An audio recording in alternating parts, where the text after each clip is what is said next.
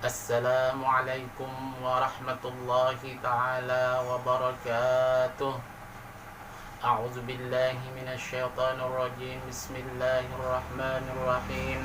Alhamdulillahilladzi 'allama bil qalam, 'allamal insana ma lam ya'lam. Wassalatu wassalamu ala khairil anam wa ala alihi wa sahbihi wa man tabi'ahum 'ala ad-dawam, amma ba'd.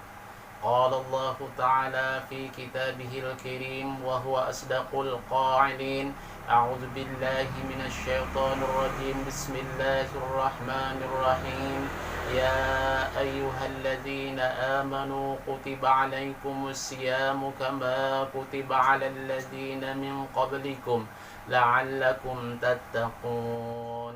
Para anak didik santri serta wali murid yang berbahagia, alhamdulillah dalam kesempatan ini kita dapat bertemu kembali dalam acara Kultum Kuliah Ramadan yang diselenggarakan oleh Dewan Guru Madrasah Ibtidaiyah Ma'atul Anwar.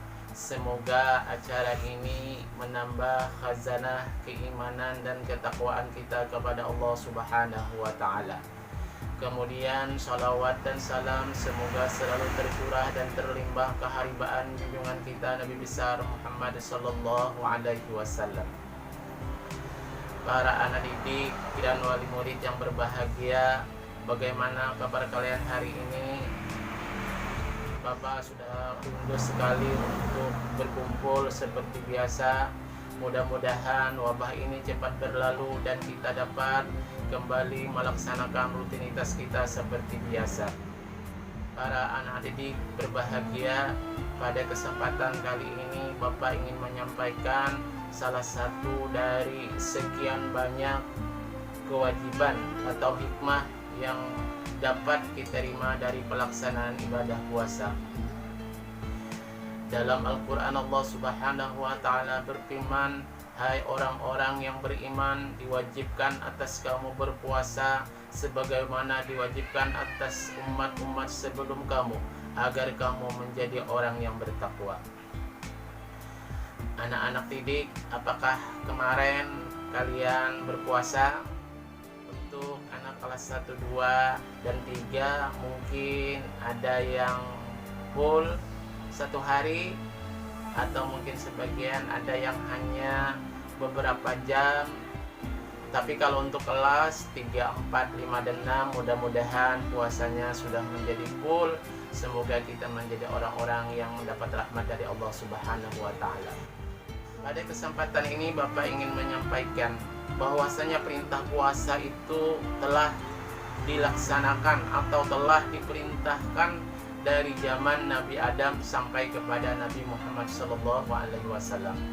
Dan puasa itu tidak hanya bukan milik manusia saja, tapi ada puasa yang dimiliki oleh tumbuh-tumbuhan, bahkan oleh beberapa binatang. Mungkin anak-anak kenal dengan ayam? Ada ayam di rumah kan? Nah, pasti tahu dengan ayam. Sering makan ayam kok. Nah, ada yang sahurnya pakai ayam apa kemarin? Ayam goreng. Alhamdulillah. Kalau ayam geprek? Alhamdulillah. Nah, jadi kita hari ini akan membicarakan tentang puasa-puasa yang dilaksanakan oleh binatang. Jadi, kewajiban atau pelaksanaan puasa itu tidak hanya dilaksanakan oleh manusia saja, tetapi juga dilaksanakan oleh binatang. Contohnya seperti Bapak sebutkan tadi, yaitu ayam. Kapan Pak? Puasa ayam. Nah, kita kan mengenal ayam kampung. Nah, ayam betina, kan? Ayah dan mama kita mungkin ada yang memelihara ayam.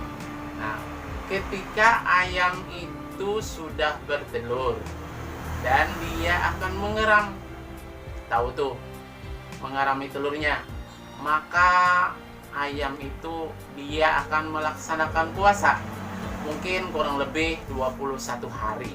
Nah, jadi kalau kamu kurang dari 21 hari puasanya, berarti kamu kalah dengan ayam. Ayam saja mampu puasa 21 hari.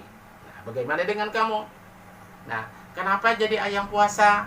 Karena dia ingin telur-telurnya supaya menetas dengan sempurna, agar dia punya keturunan yang banyak, agar supaya dapat melanjutkan keturunannya. Caranya apa? Ketika dia mengeram, di mana? Di sarangnya. Dia kan mengerami telurnya tuh. Coba kalau kita lihat posisi ayam mengerami telurnya, itu biasanya apa? Jongkok atau berdiri?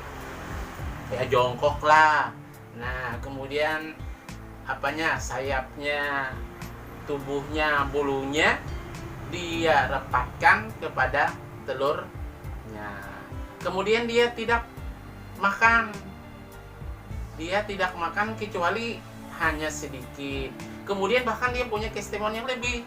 Dia tidak buang air besar, tidak berak dapat ditahannya. Tapi begitu dia berak nanti banyak sekali, maaf bukan untuk menekan ya, hanya sekedar mengetahui. Nah, berarti ayam pun juga sudah melaksanakan ibadah puasa.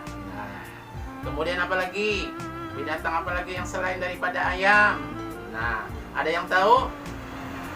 Oh, binatang ini mungkin kita takut ya, karena dia binatang berbisa. Apa namanya? Ular. Coba pernah lihat ular? Nah, kita apabila lihat ular pasti kita akan lari. Nah, ular juga dia akan melaksanakan atau mengerjakan puasa apabila dia ingin berganti kulit.